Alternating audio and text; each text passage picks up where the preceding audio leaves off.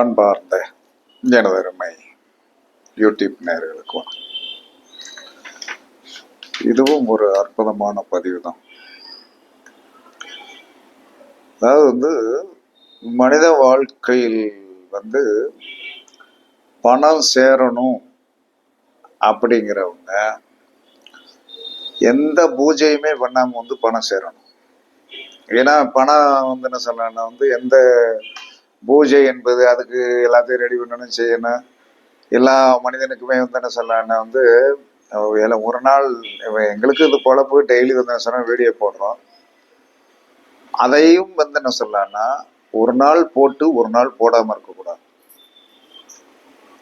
என்ன காரணம்னா ஒரு பிரின்சிபிளை நாம் எடுத்தோம் என்று சொன்னால் அதில் லாபம் இருக்கிறது, நஷ்டம் இருக்கிறது. யூடியூப்ல பணம் வருது, இன்னும் பணம் சேர்ந்து கொண்டே இருக்கிறது. ஆனா இன்னும் ரிலீஸ் பண்ண மாட்டேங்கிறான்.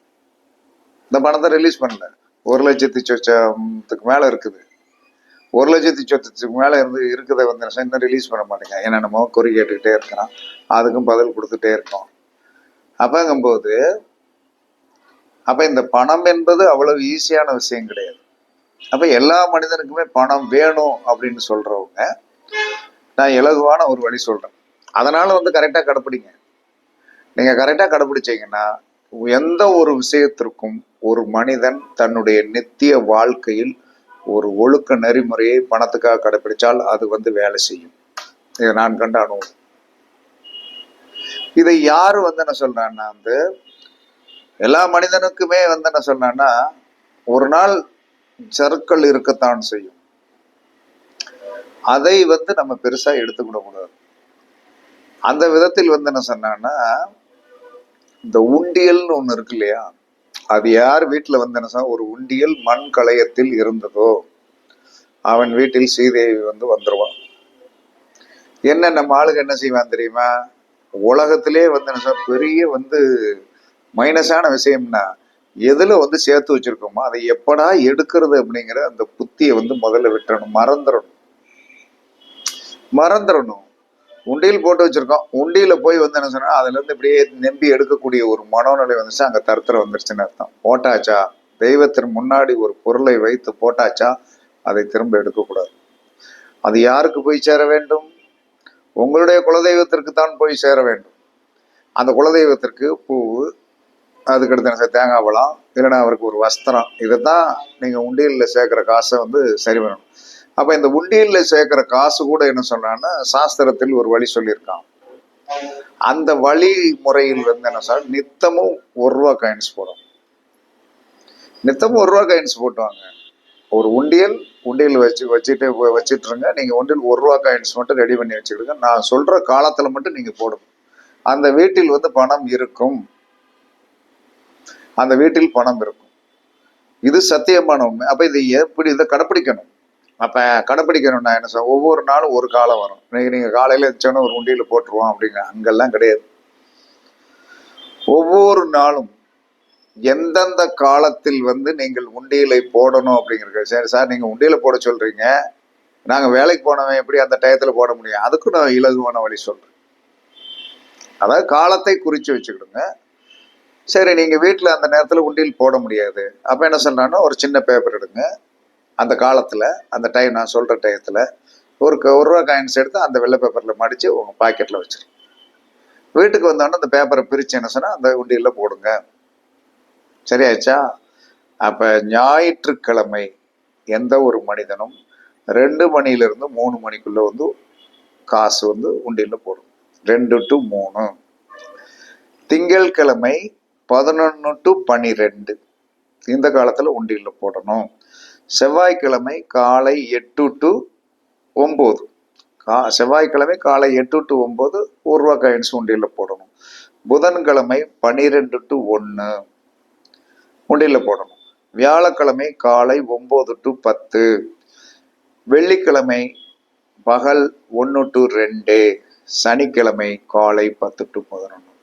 எல்லாரும் நம்ம இதெல்லாம் ஒரு டைம் சொல்றாரு அப்படின்னு சொல்லிட்டு இது என்ன வாரேன்னு பாக்குறதுக்கு எல்லாரும் என்ன சொன்னாங்கன்னா எல்லாரும் மனசுலயும் இந்த ஜோதிட புத்தி அப்படிங்கிறது ஒண்ணு இருக்கும்.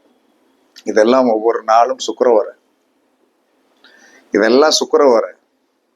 அப்ப இந்த சுக்கிர ஓரை ஞாயிற்றுக்கிழமை 2 to 3 சுக்கிர ஓரை, திங்கட்கிழமை 11 to 12 சுக்கிர ஓரை, செவ்வாய்க்கிழமை 8 to 9 சுக்கிர ஓரை, புதன்கிழமை 12 to 1 சுக்கிர ஓரை, வியாழக்கிழமை 9 to 10 சுக்கிர ஓரை, வெள்ளிக்கிழமை 1 to 2 சுக்கிர ஓரை, சனிக்கிழமை 10 to 11 சுக்கிர ஓரை. இந்த காலங்களில் வந்து எந்த ஒரு மனிதன் இப்ப வீட்டில் இருக்கிறவங்களா இருந்தா என்ன சொல்றாங்கன்னா, சார்ட் போட்டு வச்சிடணும். ஞாயிற்றுக்கிழமை போட்டு அந்த டயத்தை போட்டு வைக்கணும். இது வழக்கமாக வந்து என்ன சொல்றாங்க, எந்த ஒரு மனிதன் வந்து ஒரு பிரின்சிபிளா போய் ஏதாவது சுக்கிரனை வந்து ஆக்டிவேஷன் பண்ணணும்னா அந்த ஓரையை பிடிச்சாச்சுன்னு, அந்த நாளின் ஓரையை வந்து பிடிச்சாச்சுன்னா அது ஒரு இனிமையானதாகவே இருக்கும். அப்போ 1 ரூபா காயின்ஸ் தான் போடணும்.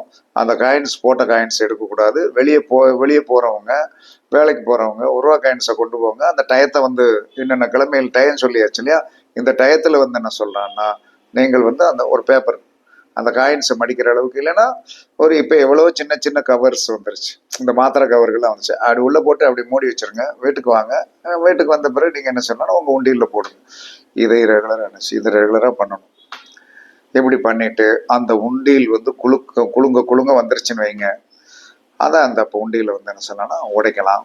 உடைச்சு வந்து என்ன சொன்னா உங்களுடைய குலதெய்வம் கோயிலுக்கு தேவையானதை மட்டும் வாங்கி கொடுக்கும். குலதெய்வம் கோயிலுக்கு தேவையானது ஒரு பெரிய உண்டியலை இப்ப நம்ம மார்க்கெட்ல எல்லாம் வந்து என்ன சந்தையில வந்து உண்டியல்கள் நிறைய விற்கப்படுகிறது. நல்ல பெரிய உண்டியலை வாங்கி வச்சுக்கிடுங்க. எப்ப பூஜை ரூம்ல வந்து உண்டியல் இருக்கிறதோ அந்த வீடு செல்வாக்கை பெறும்.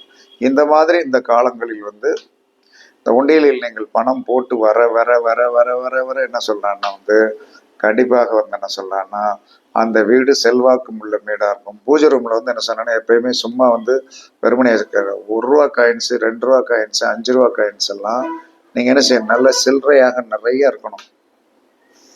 ஆமா, பூஜை ரூம்ல சும்மா கிடையாது. நீங்க எல்லாம் வந்து என்ன சொன்னா அப்படியெல்லாம் வச்சுக்கிட்டு கிடையாது. ஒரு மண் சட்டி இருக்கு இல்லையா, இந்த சட்டி இருக்கும், அதுல அஷ்டலட்சுமி செம்புன்னு ஒண்ணு இருக்கு. அந்த செம்புல எல்லாம் நீங்கள் சில்லறை காசுகளை போட்டு, அது கொஞ்சம் டஸ்ட் ஆகும், அதை எடுத்து என்ன சொன்னா திரும்ப வந்து என்ன சொன்னா நல்லா ஒரு துணியில தட்டி இது பண்ணிட்டு திரும்ப உள்ள போட்டு வந்துடு, நல்லா குளிக்க விடணும். சில்லறை காசுகளை குலுக்க என்ன நடக்கும், குபேரனுக்கு பிடிக்கும். குபேரனுக்கு வந்து கண்டிப்பா பிடிக்கும். அப்ப சில்லறை காசுகள் பூஜை ரூமில் வந்து கண்டிப்பாக இருக்கணும்.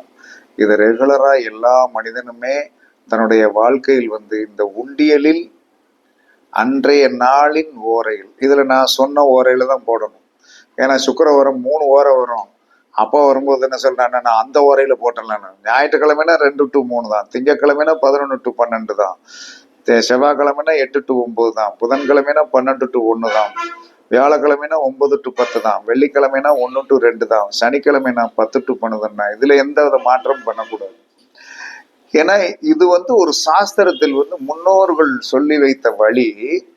இதை வந்து என்ன சொன்ன எல்லாருமே ரகசியமாக பெரிய பெரிய தனவந்தர்கள், பெரிய பெரிய செல்வாக்கு உள்ளவர்கள் எல்லாம் வந்து ஏதோ ஒரு விதத்தில் ஒரு ரகசியத்தை கடைபிடிச்சிட்டு வருவாங்க. அந்த இதில் வந்து இதுவும் ஒன்று. இதை நீங்கள் வந்து கண்டிப்பாக என்ன சொன்ன இந்த பணத்தை நிறைந்து வழியணும்.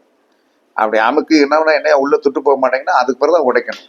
உடைச்சு அது குலதெய்வத்திற்கு மட்டுமே அந்த பணத்தை செலவழிக்க வேண்டும், வேற எதுக்குமே செலவழிக்க கூடாது. இப்படி செலவழிச்சுட்டு வந்தீங்கன்னா கண்டிப்பாக உங்களுடைய வாழ்க்கையில் வந்து என்ன சொன்னா பெரிய செல்வந்தராக, சரியான செல்வந்தர் தேவைக்கேற்ற பணம் வரும். என்னைக்கு வந்து இந்த ஓரைகளில் கரெக்டா வந்து உண்டியில் போடுங்க, ஒன்றும் பிரச்சனைலாம் கிடையாது.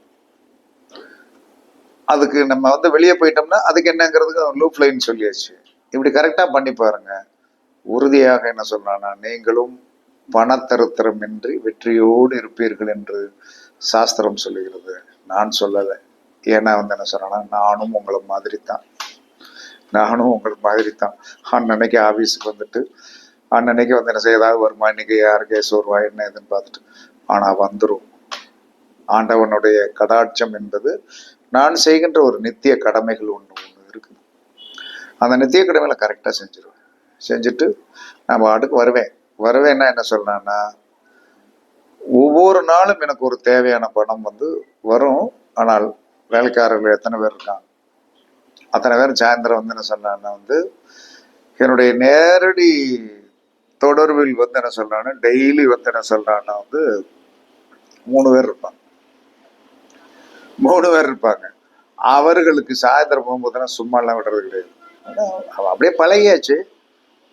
அந்த மாதிரி வந்து ஒரு சூழ்நிலையை உருவாக்கியது இந்த ஜோதிடமும் ஜோதிட ஆராய்ச்சியும் தான் என்று கூறி, நீங்களும் செல்வந்தராவதற்கு இலகுவான வழியை சொல்லிட்டேன், பரிச்சித்து பாருங்கள், வெற்றி கிடைக்கும் என்று கூறி நான் சொல்லி முடிக்கப் போகிறேன். வர்ண பகவான் மழை பெய்ய ஆரம்பிக்கிறது. இதை கேட்கின்ற அனைவருமே யோகசாலிகள், இதை செயல்படுத்துகின்ற அனைவருமே புத்திசாலிகள்.